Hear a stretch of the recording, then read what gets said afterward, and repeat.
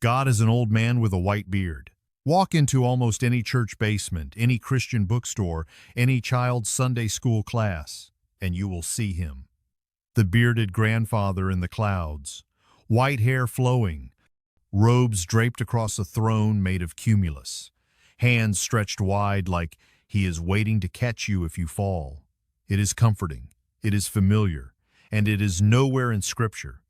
The image comes from Renaissance paintings, Michelangelo's Sistine Chapel, Greek philosophy mixing with medieval art, Zeus with a halo. The Ancient of Days from Daniel became an elderly king on a cloud bank, but Daniel never described God as a man. He described a vision, fire and thrones, and something so overwhelming that words collapsed under the weight of it.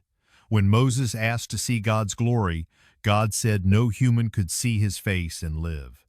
When Isaiah saw the Lord, he saw the train of his robe filling the temple, seraphim covering their faces.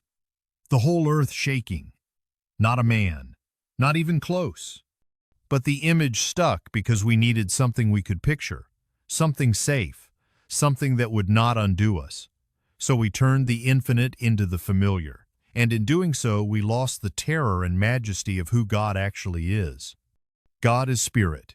He does not have a body unless he chooses to take one. He is not confined to a location or a form. He is not an old man who gets tired or needs rest. He does not age. He does not sit on a cloud hoping we will get it right. He is the ground of all being, the one in whom we live and move and exist, closer than breath and vaster than galaxies. God helps those who help themselves. It sounds biblical. It feels true. And millions of Christians believe it came straight from the mouth of Jesus. It did not. It came from Benjamin Franklin. The phrase appears nowhere in Scripture. Not in the Old Testament, not in the New, not in any translation, any manuscript, any church father's writing. It is colonial American pragmatism dressed up as gospel truth, and it has done more damage than most heresies ever could. Because the actual message of Scripture is the opposite. God helps those who cannot help themselves. The entire story of the Bible is about a God who intervenes for the helpless. He chooses the younger brother, the barren woman, the enslaved nation, the fisherman with no education. He does not wait for us to prove ourselves worthy. He moves toward those who have nothing to offer. Jesus did not say, "Blessed are the self-sufficient." He said, "Blessed are the poor in spirit, for theirs is the kingdom of heaven." But we liked Franklin's version better. It fit our culture. It made success feel spiritual and poverty feel like a moral failure. It turned faith into a transaction. Work hard, and God will reward you. Fail, and you are on your own. The prosperity gospel was born from this lie, and it is still preaching in churches that would never admit they believe it. What do you think? Put it in the comment below. God won't give you more than you can handle. This one gets whispered at funerals, spoken over hospital beds, offered like a blanket to someone drowning in grief, and every time it adds weight to a burden that is already crushing them, because it is not true, and it is not in the Bible. People confuse it with 1 Corinthians 10:13, which says God will not let you be tempted beyond what you can bear. Temptation, not suffering, not loss, not trauma. Paul is talking about sin and escape routes, not about whether your child's diagnosis or your spouse's death or your mental breakdown is within some divine load limit. The Bible is full of people who were given more than they could handle. Job lost everything and wanted to die.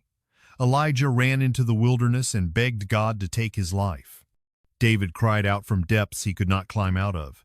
Jesus himself sweat drops of blood in a garden, saying, "If it is possible, let this cup pass from me."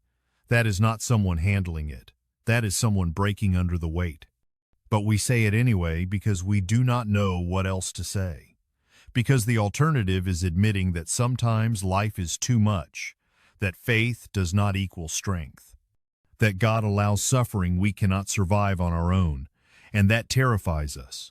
So we offer a lie that sounds like hope, and we leave people feeling guilty for drowning when they were told they should be able to swim. God as a cosmic vending machine. Pray hard enough and you will get what you want. Have enough faith and the check will come. Believe without doubt and the cancer will disappear. Insert prayer, receive blessing. Christianity as transaction. This is how many of us were taught to approach God, not as Father, not as Lord, but as a dispenser of miracles for those who know the right buttons to push. It comes from a distortion of verses like Matthew 7:7. Ask and it will be given to you. James 5:16. The prayer of a righteous person is powerful and effective. But these are not formulas. They are not guarantees of specific outcomes. The context is trust, not transaction. Relationship, not ritual. Jesus prayed for the cup to pass, and it did not. Paul prayed 3 times for his thorn to be removed, and God said no. Faithful people die. Righteous prayers go unanswered, not because their faith was weak, but because God is not a machine programmed to respond to the correct inputs. The vending machine God appeals to us because it gives us control. If we do our part, God has to do His. If we fail to get what we want, we can blame ourselves for not praying hard enough or believing strongly enough. It puts the outcome on us, which feels better than admitting we are not in control of anything. But the real God is sovereign. He does not owe us answers. He does not guarantee comfort. He promises presence, not results. And that is far more terrifying and far more beautiful than a machine that spits out blessings on demand. God is Santa Claus keeping score. He sees you when you are sleeping. He knows when you have been bad or good, so be good for goodness sake, or you will end up on the naughty list. This is how many people view God. A cosmic accountant with a ledger. Red ink for sins. Gold stars for good behavior. And at the end of your life, He tallies it up and decides whether you made the cut. It is a comfortable heresy because it makes sense to us. We live in a world of merit and punishment. You work, you get paid. You break the law, you face consequences. Why would heaven be any different? Because grace is different. Romans 3:23 says, all have sinned and fall short of the glory of God. All, no exceptions. No one makes the cut on their own. Ephesians 2:8-9 is explicit. For it is by grace you have been saved, through faith, and this is not from yourselves, it is the gift of God, not by works, so that no one can boast.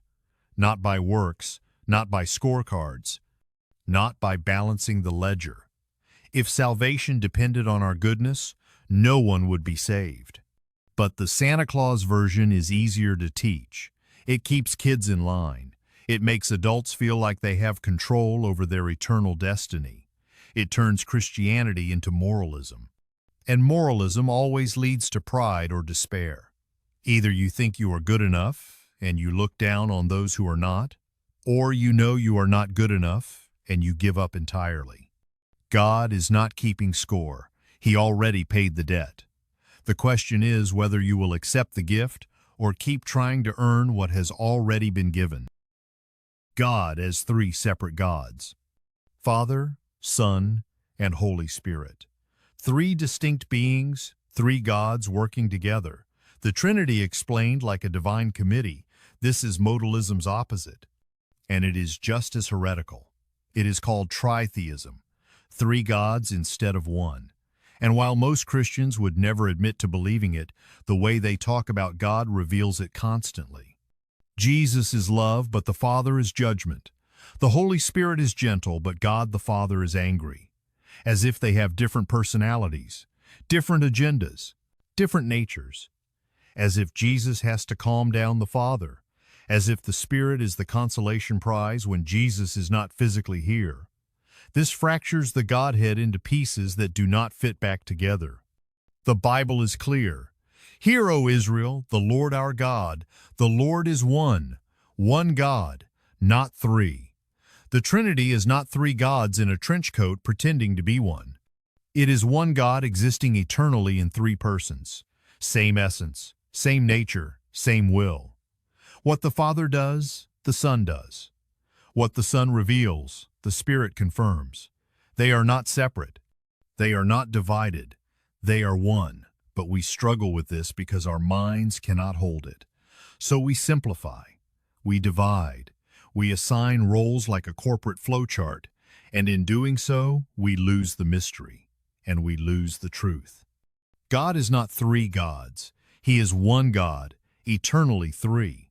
And that paradox is not a problem to solve, but a reality to worship. God as a distant watchmaker. He wound up the universe like a clock, stepped back, and let it tick. He set the laws of physics in motion and walked away.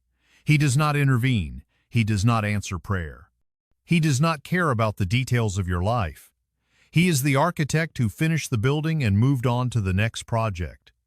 This is deism, and it infected Christianity harder than most people realize. It came from Enlightenment philosophy, the idea that God is rational, ordered, and uninvolved, that miracles are myths, that providence is just cause and effect, that prayer is therapeutic but not functional. It made God respectable to intellectuals, and it made him irrelevant to everyone else. But the God of Scripture is not distant. He is Emmanuel, God with us. He walks in the garden in the cool of the day. He wrestles with Jacob. He appears as a burning bush, a pillar of fire, a still, small voice. He becomes flesh and moves into the neighborhood. He does not watch from a distance. He enters the mess. He does not set the world in motion and step back. He holds it together moment by moment. Colossians 1:17 says, "In him all things hold together." Present tense, active, continuous.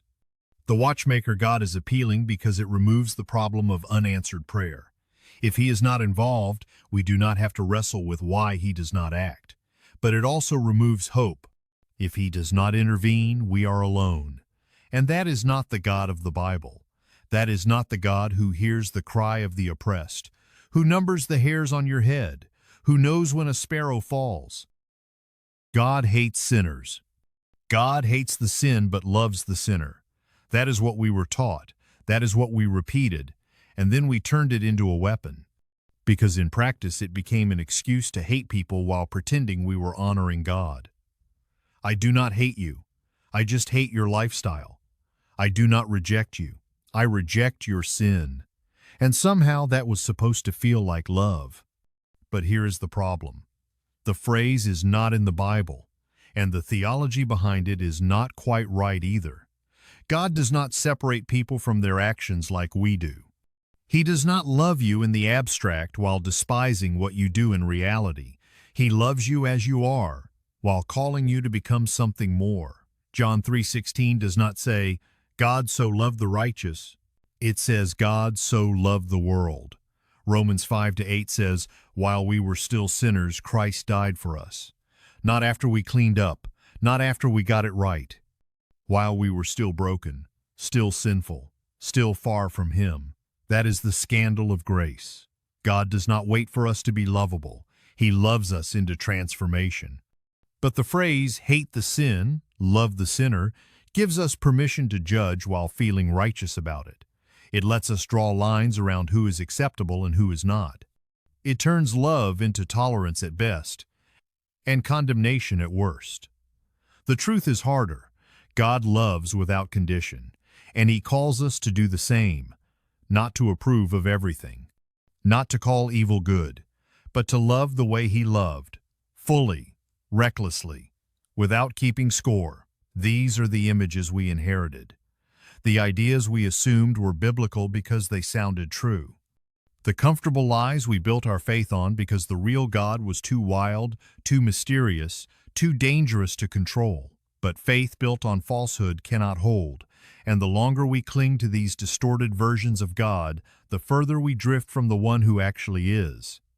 If you like our content, consider subscribing, or if some topics did not make this list, or there are topics you want us to feature, please leave them in the comments. So here is the question we are left with. If these versions of God are false, who is he really? And are we ready to meet him?